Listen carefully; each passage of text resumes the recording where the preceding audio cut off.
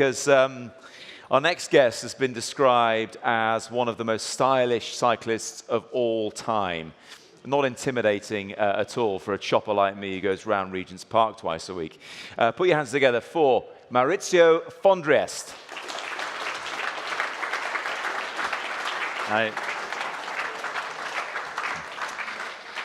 Maurizio, lovely to see you. Welcome to the Rouleur Classic here in London. I have ridden with you, actually, a while ago, London to Paris. And the first thing, two things struck me. That even then, Maurizio is 10 years my senior. Are you 53 now, 52, something like that? 53. 53. Don't remember. A man of 10 years my senior, was much stronger than me, of course, won lots of races, but looked the business on a bike. And before we get to the World Championships and the other races you won, how did you become so fluid? How did you perfect your souplesse when you were a teenager getting into riding and racing? I don't know why. Good first question. Good first question. Did you ride in front of a mirror? Did you do that kind of thing on the rollers? No. Okay. Absolutely no. Because Robert Miller, who's now Pippa York, said we would have to spend a day in front of a mirror doing that kind of thing to look as good as you ever did on a bicycle. Maybe because my father taught me when I was young to ride with very fast cadence. Yes. I used to ride also in the mountain with high cadence. But at the time we hadn't a big gear. Yeah. Only I used to ride with 12-21 or 12-23 because we had only seven gears. Yes. So did you ride at a high cadence, or was it you? High cadence, yes. Yeah, high cadence. So you would get used to spinning. Maybe it's for that reason. Yeah. Did you ever think about the way you looked on a bike, or was it just something that came naturally, a natural souplesse? I always pay attention at my position, but at that time, not every rider used to take the measure of the bike. For me, it was different. I have at my home my former bikes and all the measure of the bike. When I changed the saddle, the eye of the saddle, or I had everything. I wrote everything, and for that reason, maybe I never changed. Now I have the same position as when I was pro. So but you were meticulous about your measurements, because some pros even now their saddle will go up and down during the course of a season, maybe 5 millimeters, a centimeter, maybe. But you always had it. I can feel now. I can feel if someone put my saddle 2 or 3 millimeters higher. I feel that it's not really my bike. Yeah. It's funny, isn't it? The coolest people never really think they're cool. Just like the most stylish riders never really think about why they're so stylish. You turned pro. Actually, in the year that Adrian went up Mont Ventoux in the Tour, 1987 was your first year as a pro. My first year pro. What was it like going in as a pro? Because you were how old? 21 at the time? 22. 22. Yes, 22. I did 3 years. 3 years. At the time it's amateur. Now it's under 23. Yeah. 3 years. And the last year I won 14 races. And in 7th place at the World Championships in USA, and I passed pro in 1987, and I won my first race as a pro in Spain, Tour of Catalonia, in front of Sean Kelly, uphill sprint. Yeah. Because my quality, my skill was when I was younger. When I was pro, I was very good on a good climber, but not top. Yeah. Good time trialist, but not top. So my best skill was the attack on the hill, the uphill finish. A puncher. I was very fast. Yeah, like a puncher, like Julian Alaphilippe is these days. That kind of rider. Yes. Yeah. And I won a bunch sprint, but uphill sprint in Spain in front of Sean Kelly, my first year pro. Was he a hero of yours, Sean Kelly? Was he a rider you admired through the 80s as you built up to becoming a professional racer yourself? Sorry, I didn't understand. Was he your hero, Sean Kelly? I think Sean Kelly is one of the best riders in the history, because he won classic. He did first place at the Tour de France. Maybe he missed the podium at the Tour de France, but I think he's a very, very great champion. Maybe he needed to win the World Championships as Roger de Vlaming. Maybe. And I think we're going to hear from him tomorrow as it happens. In that first year that you were pro in '87, it was another Irishman who won the World Championships, Yes, Stephen Roche. Stephen Roche. And he'd won the Giro, It's a and friend he'd of won the Tour as well. And he's a friend of yours. And I come back to that ride. I remember very well before the start in Ronse, '88, when I won the World Championships. Don't give it away just yet. We're getting to that. We're building up to '88. He had in his hand the jersey. He threw the jersey to the crowd. No, Classy. I took. You took the jersey. Do you still have it? No. You don't. I'm joking. Okay. Because I saw you both riding together some years after Yes. this, when we did London to Paris, and you were attacking each other on a climb, even though you're men at the time in your late 40s. You were still racing like you always used to race. Sorry, I didn't understand. I beg your pardon. I'm asking long-winded, stupid questions. When I saw you riding together, London to Paris, you were in your 40s, but you both raced up the hills, you and Stephen. But Steve now, his weight is... He's not here.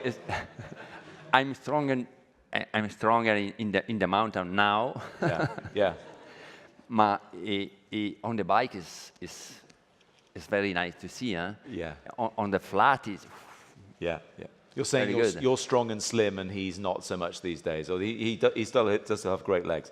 Okay, look, let's talk about 1988 then, because Stephen, having had his amazing year the year before, did you think, oh, I can win the Worlds next year? Was that ever in your mind that you could win when you did?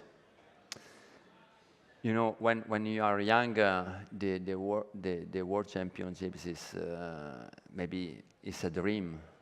And I remember very well when I was, I think, 10 or 11 years old, and my father was a race commissaire, and I went with my family to watch a race close to my home in Merano. As a pro race, like a criterium, and I saw Eddy Merckx with the rainbow jersey. It was like a lightning bolt. Boom. Yeah. And I was young, but I dreamed to become a world champion.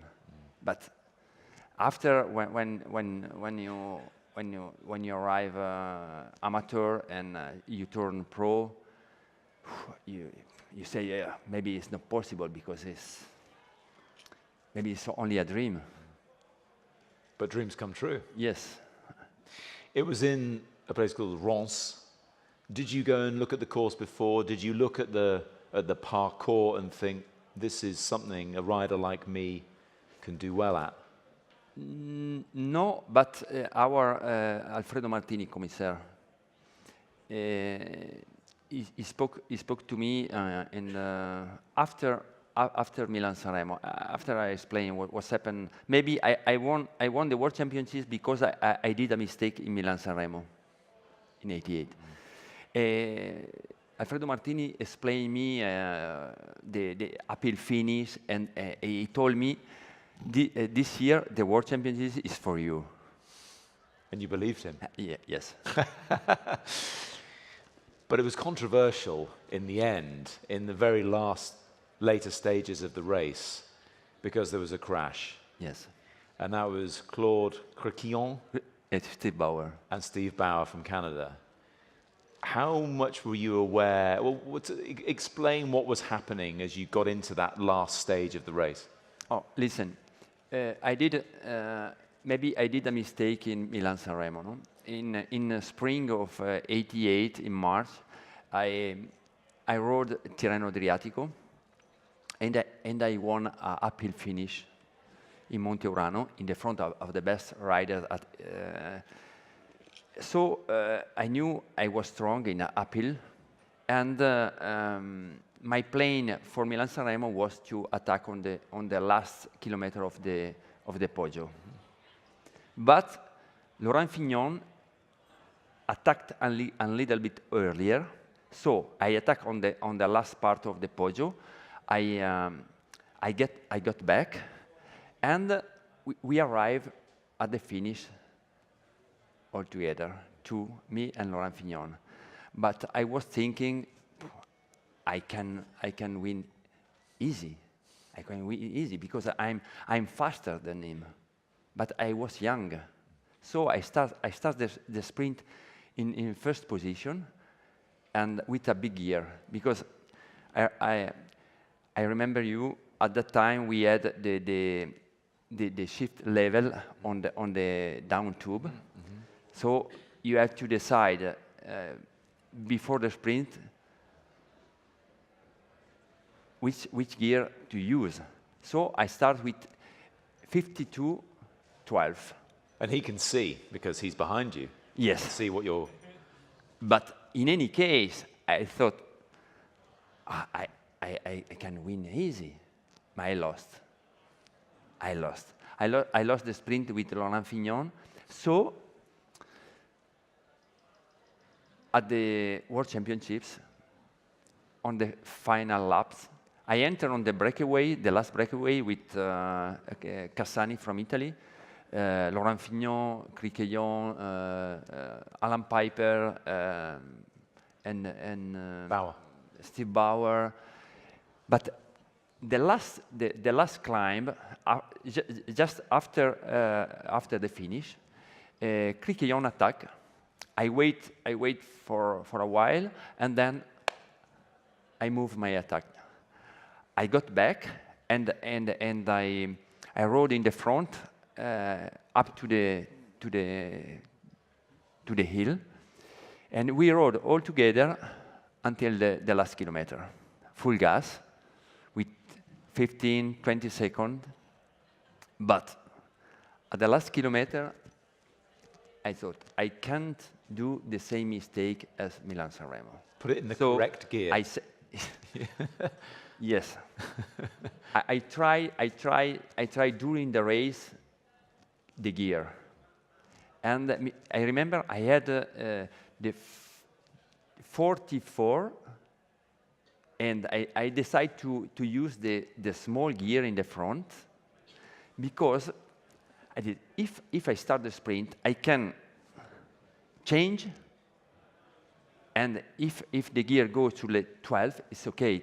44, 12 is okay. But because you can spin the high cadence. Yes.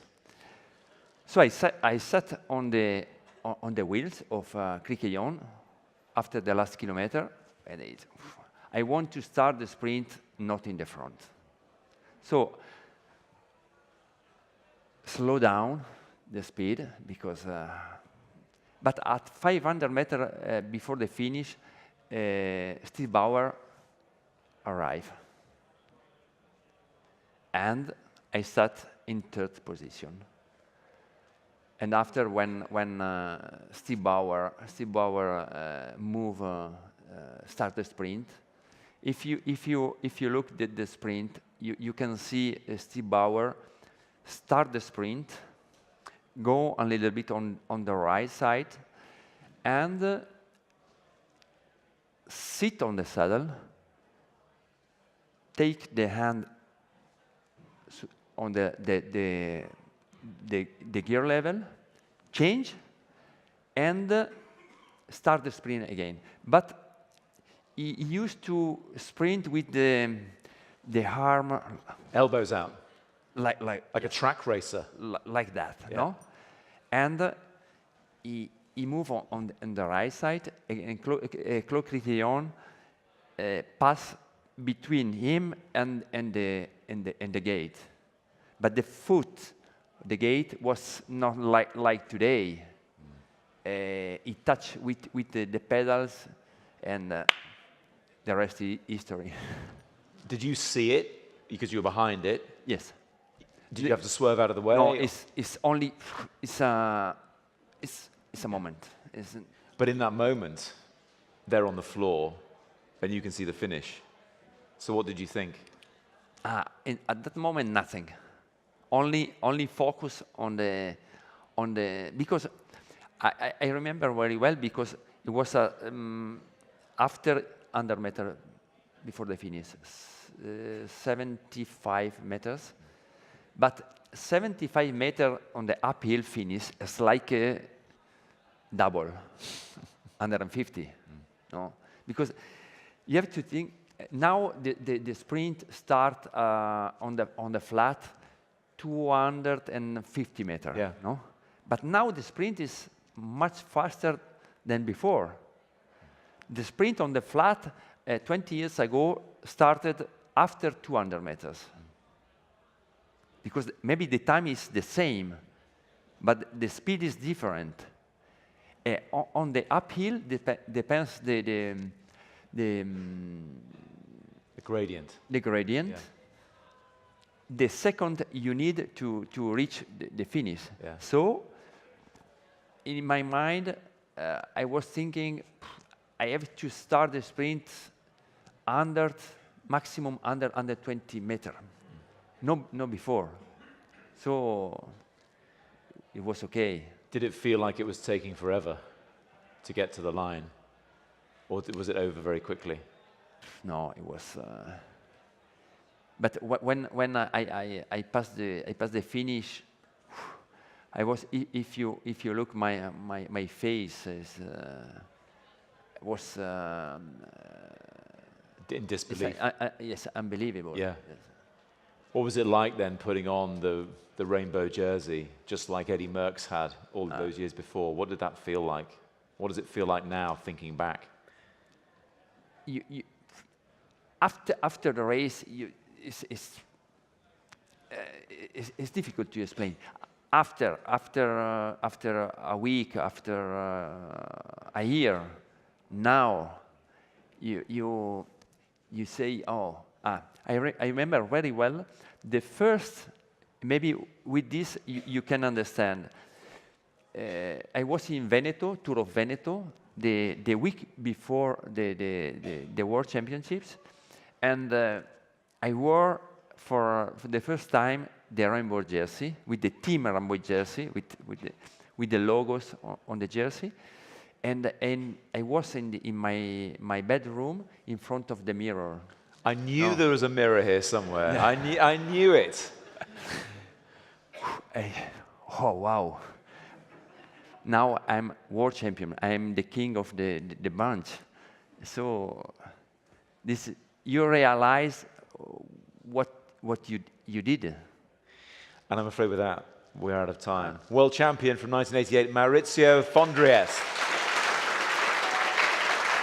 Grazie mille. Thank you. Grazie. Now, just before we go, I thought Maurizio brought me a little present, but unfortunately it's for someone else I know. And explain what this is, Maurizio. Who recognizes that jersey? Tour? No, Kellogg's Tour. Because at that time it's Tour of Britain, Kellogg's Tour. I did in 1990, and I won a stage in Liverpool.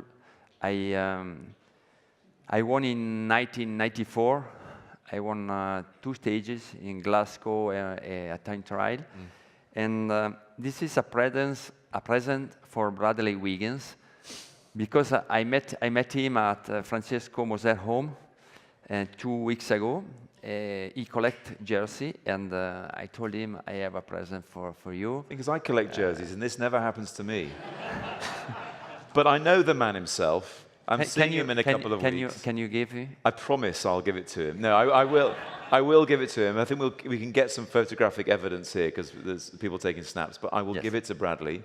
Yes. And he will be, I'm sure, eternally grateful. In fact, maybe we can take it on tour with us because that's what we're doing.